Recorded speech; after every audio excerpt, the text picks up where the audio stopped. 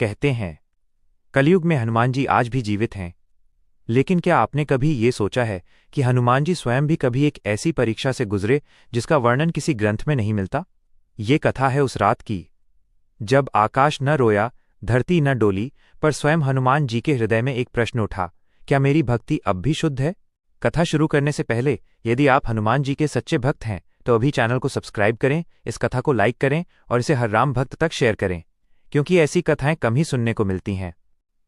यह त्रेता युग के बाद की बात है। राम राज्य स्थापित हो चुका था। लंका विजय के वर्षों बाद हनुमान जी हिमालय की एक गुप्त गुफा में ध्यानरत थे। चारों ओर मौन, केवल प्राणवायु की गति।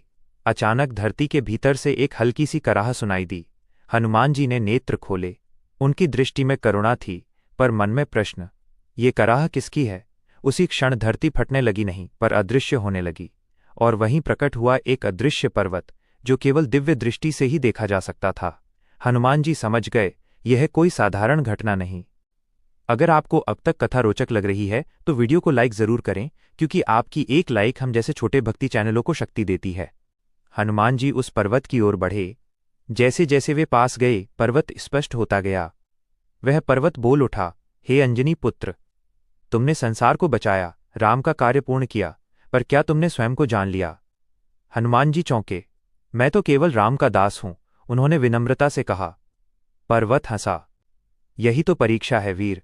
दास होना सरल है, पर अहंकार रहित दास होना कठिन। पर्वत ने कहा, कलयुग आने वाला है। उस युग में लोग तुम्हें देव नहीं, मंत्र नहीं, सिर्फ तस्वीर बना देंगे।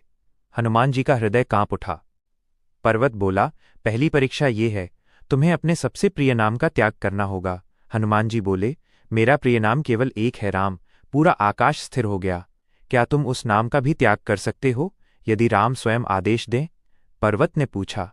हनुमान जी ने नेत्र बंद किए।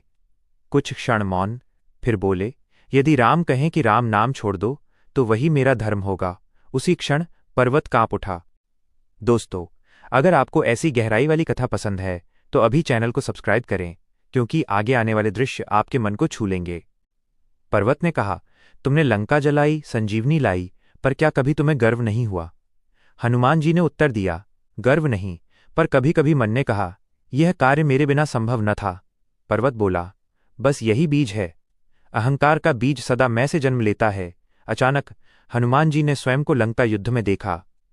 लोग जयकार कर रहे थे, जय हनुमान, पर उस दृश्य में राम मौन थे। हनुमान जी कांप गए। हनुमान जी ने राम की ओर देखा। प्रभु, आप कुछ क्यों नहीं कहते?